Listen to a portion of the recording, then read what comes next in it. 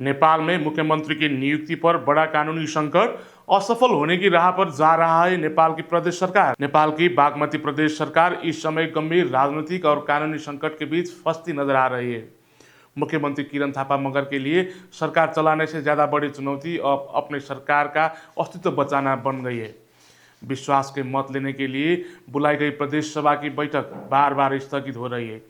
सत्ता गठबंधन के भीतर ही विवाद बढ़ता जा रहा है और दूसरी तरफ मुख्यमंत्री की नियुक्ति को लेकर अदालत में मामला पहुंच चुका है। ऐसे में सवाल उठ रहा है कि क्या बागमती प्रदेश की नई सरकार शुरुआत से ही राजनीतिक अस्थिरता का शिकार होने जा रही है।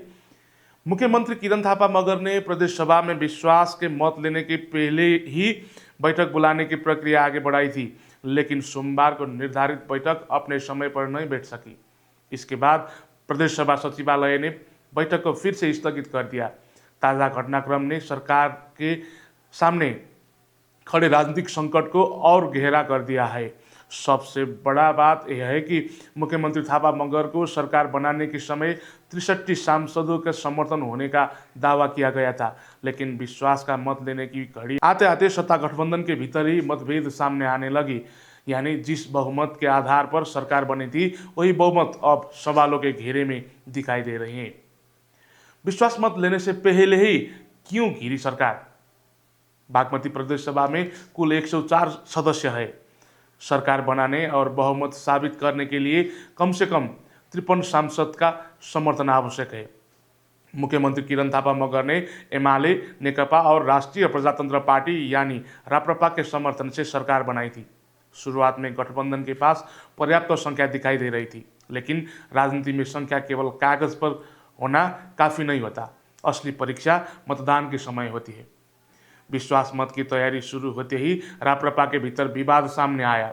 पार्टी के प्रदेश सांसदों के बीच सरकार को समर्थन देने और विरोध करने को लेकर मतभेद बढ़ गया। राप्रपा की प्रमुख सचेतक कुमारी तामाङ ने अपने सांसदों को विश्वास मत के खिलाफ मतदान करने का निर्देश दिया। दूसरी ओर सरकार में शामिल राप्रपा नेताओं की ओर से उनकी वैधानिक भूमिका पर ही सवाल उठाया गया। ये विवाद अब मुख्यमंत्री के लिए सबसे बड़ी परेशान बन गया है, क्योंकि यदि गठबंधन के सांसद ही एक मत नहीं है तो मुख्यमंत्री के 63 सांसदों के समर्थन का दावा कितना मजबूत है, यह सवाल स्वाभाविक रूप से उठता है। बागमती प्रदेश में राप्रपा के भीतर सरकार में शामिल होने को लेकर विवाद बढ़ता गया है। पार्टी के केंद्रीय नेतृत्व और प्रदेश के कुछ नेताओं के बीच सरकार को समर्थन देने के मुद्दे पर मतभेद दिखाई दिया। सरकार को समर्थन देने वाले नेताओं के खिलाफ कार्रवाई की प्रक्रिया तक पहुंच गई। राप्रपा के प्रदेश संसदीय दल के नेता उद्धव थापा को लेकर भी विवाद सामने आए है। सरकार में शामिल राप्रपा के कुछ मंत्रियों को लेकर पार्टी के भीतर सवाल उठे हैं। अब स्थिति यह है कि राप्रपा के सांसद किसके पक्ष में मतदान करेंगे, ये स्पष्ट नहीं है। मुख्यमंत्री के लिए सबसे बड़ी चुनौती यह है कि सरकार के समर्थन में गिने गए सांसद मतदान के दिन वास्तव में उनके साथ खड़े होंगे या नहीं। यही कारण है कि विश्वास मत से पहले ही सरकार की स्थिरता पर सवाल उठने लगे हैं। सिर्फ राप्रपा ही नहीं, सत्ता गठबंधन के दूसरे घटक नेकपा के भीतर भी असंतोष की खबरें सामने आई है। सरकार गठन और सत्ता साझेदारी को लेकर पार्टी के भीतर विवाद पैदा हुआ है। कुछ सांसदों की प्रदेश सभा बैठक में अनुपस्थित रहने की स्थिति तक बन गई थी। शीर्ष नेताओं ने सांसदों से बातचीत करके स्थिति संभाल की कोशिश की गई कि कई सांसदों को हेटौड़ा बुलाने के लिए राजनीतिक स्तर पर प्रयास किए गए थे, लेकिन इस पर घटनाक्रम ने ये जरूर दिखा दिया कि मुख्यमंत्री के सामने केवल विपक्ष की चुनौती नहीं है, उन्हें अपने ही गठबंधन के भीतर से भी समर्थन सुनिश्चित करना पड़ रहा है। मुख्यमंत्री के लिए दूसरी बड़ी चुनौती मुख्य विपक्षी दल नेपाली कांग्रेस की ओर से आई है। कांग्रेस ने मुख्यमंत्री की नियुक्ति को लेकर अदालत में मामला विचाराधीन होने का सवाल देते हुए विश्वास मत की प्रक्रिया आगे न बढ़ाने की मांग की है। कांग्रेस का तर्क है कि जब मुख्यमंत्री की नियुक्ति ही अदालत में चुनौती के दायरे में है, तब उसी नियुक्ति के आधार पर प्रदेश सभा में विश्वास मत की प्रक्रिया आगे बढ़ाना उचित नहीं होगा। कांग्रेस ने उपसभामुख को पत्र भेजकर बैठक रोकने की मांग की और यदि बल प्रयोग करके बैठक चलाने की कोशिश की गई तो प्रदेश सभा बहिष्कार करने की चेतावनी भी दी। इस चेतावनी ने प्रदेश सभा के माहौल को और तनावपूर्ण बना दिया है। इस पूरे संकट का सबसे संवेदनशील हिस्सा मुख्यमंत्री के नियुक्ति से जुड़ा कानूनी विवाद है। मुख्यमंत्री किरण थापा मगर को नियुक्ति को चुनौती देते हुए उच्च अदालत पाटन हेटौड़ा इजलास में रिट दायर की गई है। रिट में मुख्यमंत्री की नियुक्ति की प्रक्रिया को संविधान के विपरीत बताया गया है। अदालत ने प्रारंभिक सुनवाई के बाद विपक्षियों के नाम पर कारण बताओ आदेश जारी किया है और संबंधित पक्षों में लिखित जवाब मांगा है। अदालत ने अंतरिम आदेश के विषय पर दोनों पक्षों को चर्चा के लिए भी बुलाया है। एक कानूनी विवाद अब राजनीतिक संकट का बड़ा कारण बनता दिखाई दे रहा है। विपक्षी दल सवाल उठा रहे हैं कि जब मुख्यमंत्री की नियुक्ति की संवैधानिकता अदालत में जांच के दायरे में है, तब सरकार इतनी जल्दी विश्वास के मत लेने के लिए क्यों आगे बढ़ रही है। प्रदेश सभा की बैठक को लेकर उपसभामुख अप्सरा चापागाई की भूमिका पर भी विपक्षी दलों ने सवाल उठाया है।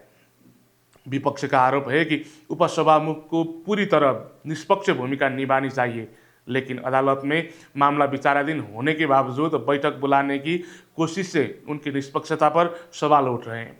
कांग्रेस का कहना है कि संसद की गरिमा बनाए रखना और सभी राजनीतिक दलों को समान अवसर देना उपसभामुख की जिम्मेदारी है। दूसरी ओर सत्ता पक्ष को तर्क हो सकता है कि प्रदेश सभा के नियम और संवैधानिक प्रक्रिया के अनुसार विश्वास मत की प्रक्रिया आगे बढ़ाना आवश्यक है।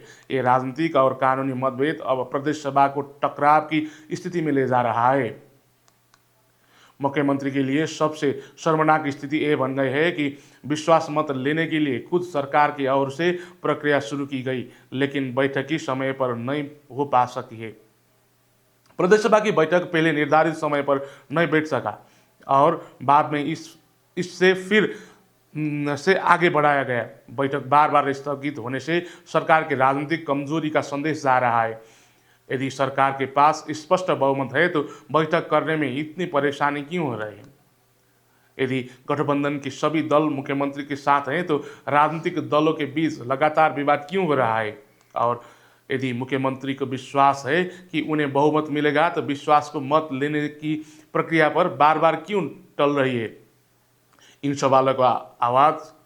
सवालों का जवाब अब बागमती की राजनीति में सबसे ज्यादा चर्चा के विषय बन चुका है।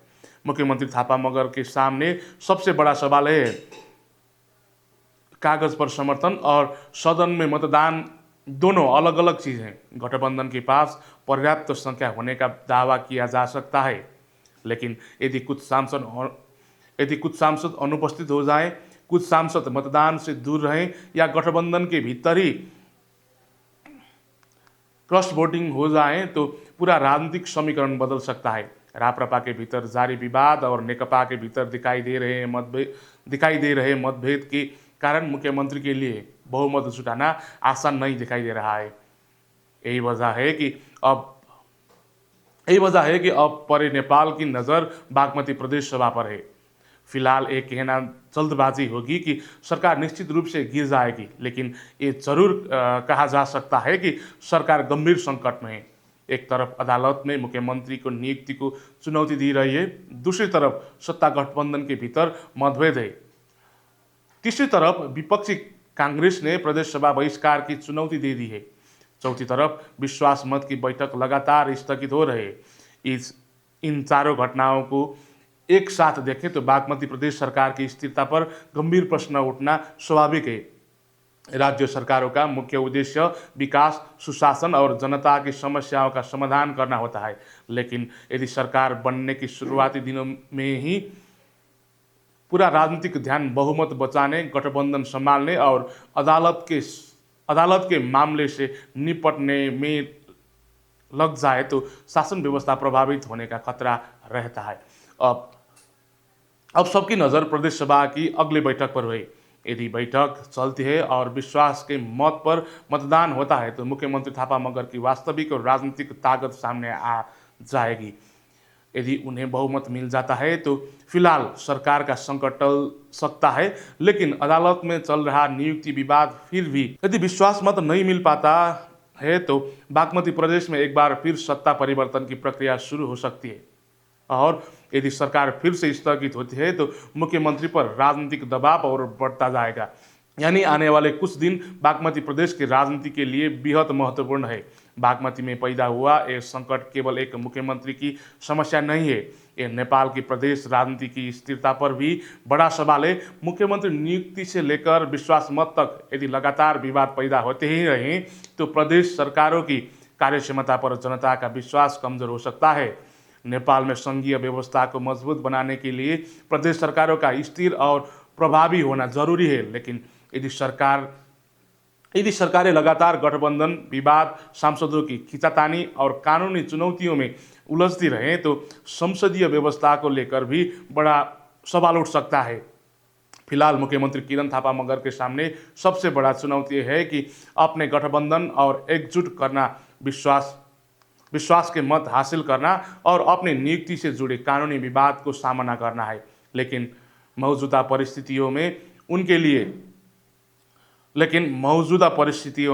उनके लिए आसान नहीं है। अब सवाल सिर्फ इतना नहीं है कि किरण थापा मगर विश्वास मत हासिल करेंगे या नहीं, बड़ा सवाल यह है कि क्या बागमती प्रदेश की ये सरकार राजनीतिक और कानूनी संकट से निकलकर स्थिर सरकार के रूप में आगे बढ़ सकती है, या फिर सरकार बनने के कुछ ही दिनों बाद शुरू हुआ ये विवाद नेपाल की प्रदेश राजनीति में एक और अस्थिर अध्याय लिखेगा। आने वाला प्रदेश सभा सत्र इस सवाल का सबसे बड़ा जवाब देने वाला है।